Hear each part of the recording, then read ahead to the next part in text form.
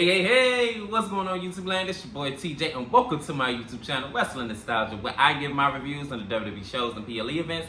And today, we are going to be reviewing SmackDown, June 21st, 2024. But before I get into my review, just go ahead and give that thumbs up, a like. That helps push my video through the algorithm. And without further ado, let's go ahead and get into SmackDown. So we open up SmackDown, of course, because we are in Chicago with CM Punk. CM Punk comes out and he says it is pressure to perform in your hometown. It is pressure to take the championship. It is pressure. It is pressure. It is pressure.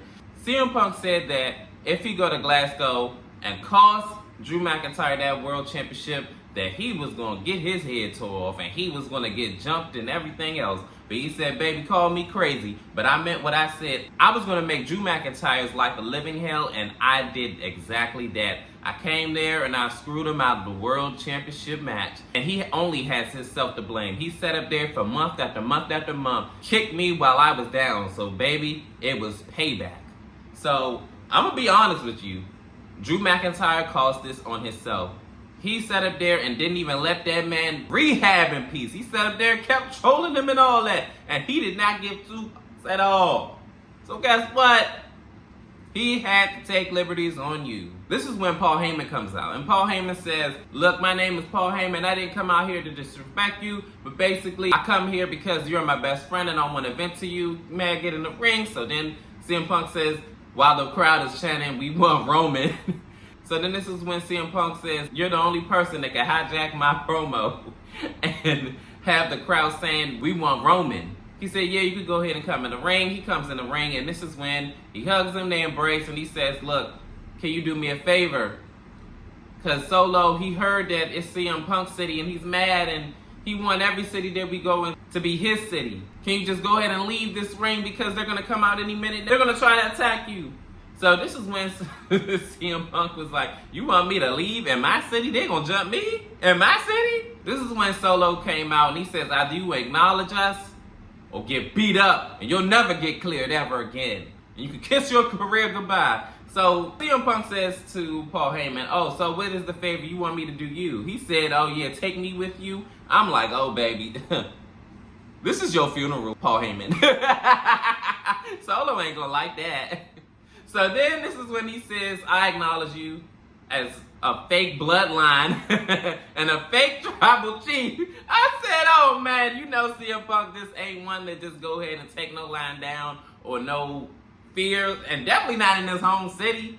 So then they get in the ring and Solo like, oh yeah, you want to do this? You want to do this? Cody comes out with two bats and he makes the bloodline, the new bloodline. I keep forgetting it. I call them that now.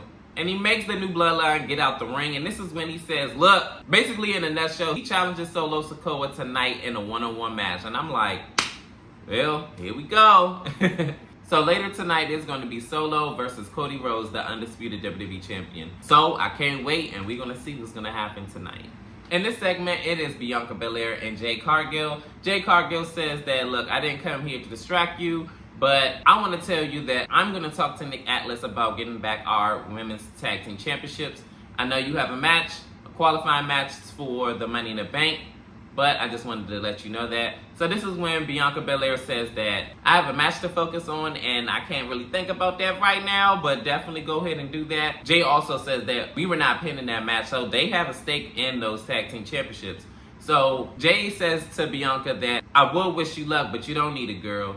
So we're going to see Bianca Belair versus Michin versus Chelsea Green in a qualifying match for the Money in the Bank ladder match. And now we have our opener match, the women's Money in the Bank qualifying match. Bianca Belair versus Chelsea Green versus Michin.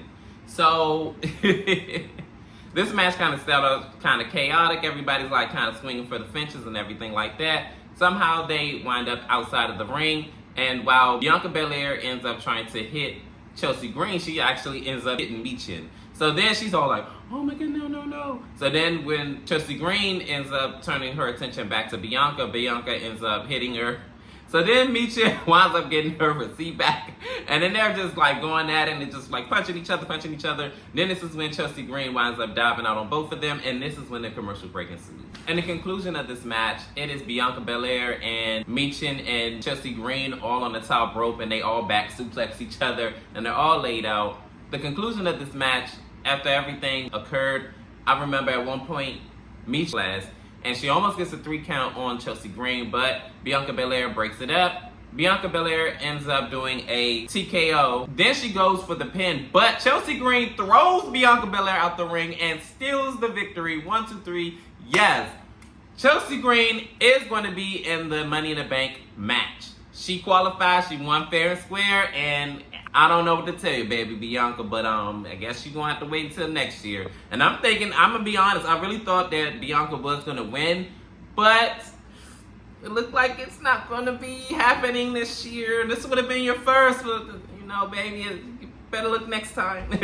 But no, like, seriously, if Chelsea Green ends up winning this Money in the Bank and she actually has a successful cash-in, you talk about heist of the century. Seth Rollins who? Okay. I'm telling you, SummerSlam, I cannot wait. It looks to be a promising event, and I'm here for it. I have a secret for you. Come here. With great power comes great responsibility. I'm just kidding. I won, and they're losers, and that's all that matters. In this next segment, it is Solo Sikoa, and he is breathing down Paul Heyman's neck. Yo, why does man look like Paul Heyman's crazy ex-boyfriend? So you leaving me? Huh, Tina? You leaving me? Yo, you can't make this up. So he says, whatever I ask you to do, you gonna do it. And Paul's like, oh, I'm gonna do it. And I'm just like, yo, Paul made a grave mistake and they're trying to leave him for his ex-boyfriend. CM Punk. Okay, I'm blaming about the boyfriend part, but don't he give you like how he breathing down his neck like? And then Paul like, yo, like his crazy ex-boyfriend. So now, or crazy current boyfriend is like, you better not be leaving me. I made you home. Like it's just giving that energy. But Paul Heyman leaves because I guess he's going to get the other Bloodline members. We're gonna see what's gonna happen. Yo, SmackDown lit right now. In this next segment, it is Grayson Waller, and he's talking about how he's gonna win the Money in the Bank qualifier match for him and Austin Theory and all this other stuff, which we all know this is malarkey because he wants to win it for himself. And then this is when DIY comes out and they said, you don't care about Austin Theory. All you care about is yourself. And you made him eat that bullet so that way you can go ahead and take his spot. All of a sudden you just hear like this commotion and like this rattling like beyond the garage or whatever you want to call it. And Grayson says, you're the reason why he's not here now. So all of a sudden, the garage lifts up. And then you see Drew McIntyre and CM Punk sporting this crimson mask. It looks horrific. He picks him up and then he carries him to the stage area.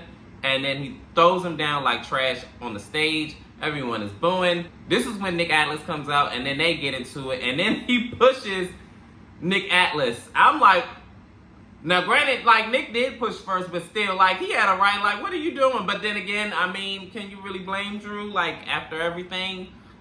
I mean, eye for eye, tooth for a tooth. We're going to see what's the development between CM Punk and Drew McIntyre. This rivalry is picking up and heating up. And if this culminates at SummerSlam, oh my goodness. They may have the greatest match of all time. So after this, you see CM Punk getting carried out on a stretcher, going to seek medical attention. Hopefully he is okay.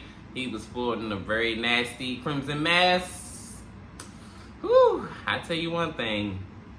This rivalry really kicked into a whole new gear, and I hope CM Punk is ready, and so is Drew McIntyre. Anyways, we are in our second Money in the Bank qualifying match, but this time the men's side. It is Tama Tonga versus Randy Orton versus Carmelo Hayes. So this match starts off crazy because Tama Tonga and Carmelo Hayes both jump him, and they're getting the best of him. Then all of a sudden, Carmelo Hayes winds up rolling up Tama Tonga, and then Randy Orton winds up fighting back, and I remember they wind up all on the outside one way or another. Carmelo Hayes and Tama Tonga are taking turns beating up on Randy Orton. And I'm like, why are you pushing this, man? Like, all because you want to get your little licks in on Randy Orton? Like, work together! But, hey, I guess it's every man for himself. So then, after he's beating him up and all that other stuff, then Randy Orton fights back, and then he puts both of them back first on the table. He first hit with Tama Tonga, and then he said, yeah, you too, Carmelo Hayes. Ooh, bam! Then we go to commercial break. So in conclusion of this match, I guess they took Randy out earlier. It is down to Tama Tonga and Carmelo Hayes. They are fighting it out, and then I believe either Tama Tonga or Carmelo Hayes was trying to get the pinfall, and then Randy Orton breaks it up. And then Randy Orton down the line hits draping double DDT on Tama Tonga and Carmelo Hayes, and it looks like he's about to hit an RKO on one of them. Tonga Loa comes out. Before he can even really fully get in the ring, he winds up getting the right hook by Randy Orton. KO comes out, and he ends up intercepting Tonga Loa. After everything happened, Tama Tonga tries to attack Randy. Randy throws him out of the ring, and then Carmelo Hayes ends up rolling Randy up. 1, 2, 3. Yes, he pins the 15-14 former World Heavyweight Champion Randy Orton.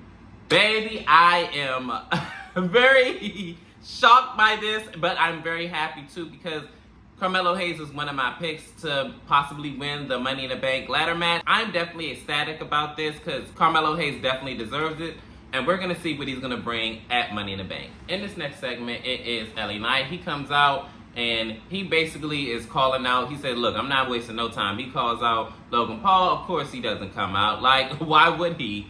It's Logan Paul. So he says, yet again, you no-show Chicago. And I had got a phone call that said that you were going to be here, and of course, you don't be here. So you know what? We have a qualifier match next week. It ain't the match that I want, but you know what? I figured this way. I go ahead and I beat you in that qualifying match, then I win that Money in the Bank briefcase, and then I double up. So basically, he's saying he's going to win a world championship, and plus he's going to take Logan Paul's championship. I would not be mad about that, actually.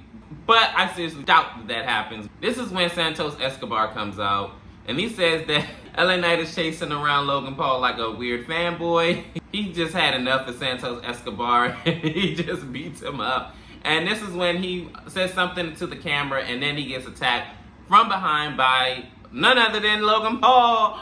Anybody shocked? But he winds up hitting him from the back and then sending him to the ring post. And then he winds up, after he turns around, he knocks him out with the right hook and lays him flat out. Finally, this rivalry have picked up some steam. We're going to see like how all of this is going to play out leading up to SummerSlam. In this next matchup, it is a Money in the Bank qualifying match. It is KO versus Andrade versus the Aussie icon Grayson Waller. So already they attack KO during his entrance. Randy Orton ends up coming and evening out the playing field. KO still says that he wants to go. So automatically, Grayson Waller, as soon as when he gets in the ring, he is beating him down, and then he throws him out the ring. Andrade ends up hitting his spinning elbow, and then he almost gets the 3 count. I ain't gonna lie, I really thought he was gonna get the win. But then they ended up fighting back and forth. I remember at one point they were all on the ring apron, like beating each other up, just taking their little shots and kicks and hits in.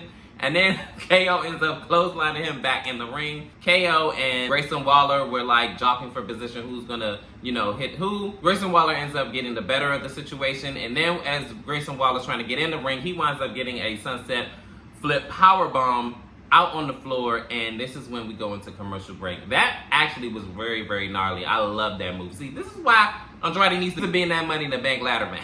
So in conclusion of this match, everybody fighting everybody, getting their moves and stuff in. But towards the end of the match, it looked like it's down between Andrade and KO. KO and Andrade exchanges wrestling holds and things of that nature, and then even almost hit each other's finishers on each other. KO hits his stunner. It looked like he's gonna go ahead and qualify, but Grayson Waller ends up pulling him out of the ring and then attacking the knee, and then he takes him out with the DDT. Then he gets back in the ring. He tries to go for it. I don't know what he was trying to go for, but he wound up hopping into the message. And then 1, 2, 3, Andrade wins this match. I'm so happy, elated that Andrade won this match, because he really performs well in these ladder matches. And I just can't imagine them doing a ladder match and not having him in it. Definitely out of the 3, I feel like he's the most exciting choice, and WWE definitely did their big one with this one. In this next segment, it is Tiffany Stratton and Michin, and Tiffany Stratton is rubbing it in Michin's face that she had lost her qualifying match, and she said, "Oh, well, unlike you, loser, next week I'm gonna go and win my qualifying match. At least I know how to win. So, Michin says, at least I'm not crawling to Nia Jax for protection. So this is when she goes for a slap to Michin. Michin ends up catching it and slapping her instead. And she gets bulldozed by Nia Jax and lays her out. And I guess there's a new parent in town. It's Nia Jax and Tiffany Stratton. Never thought that this pairing would ever get together, but hey, I'm not mad at it. And finally, we are here at our main event, Cody Rhodes versus Solo Sikoa.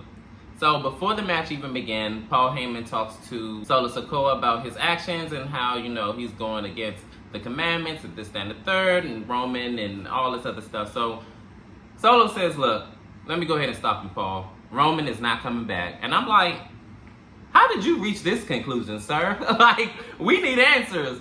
But anyway, they come out, and I'm not even going to talk about the match fully because this wasn't even a match. It started, and Cody Rhodes was getting the better of Solo Sikoa in the beginning. He was throwing him outside of the ring and everything like that, and then slamming him from pillar to post on the steel steps and everything of that nature. And then all of a sudden, when Cody Rhodes looked like he's coming to a close of this match, of course the Bloodline comes out, and they attack Cody Rhodes from the back. And then Cody Rhodes' people come out, a.k.a. Randy Orton and KO. KO limping, trying to run to the ring. Then they clear out the ring of Tama Tonga and Tonga Loa. And now they have, I don't know what's about to happen, but he got something up his sleeve. All of a sudden, Jacob, from start to finish, WWE SmackDown was cooking like crazy. They just did their thing, man. And I am definitely excited for the PLE event, Money in the Bank, and SummerSlam. Oh my goodness. I hope they keep this momentum up.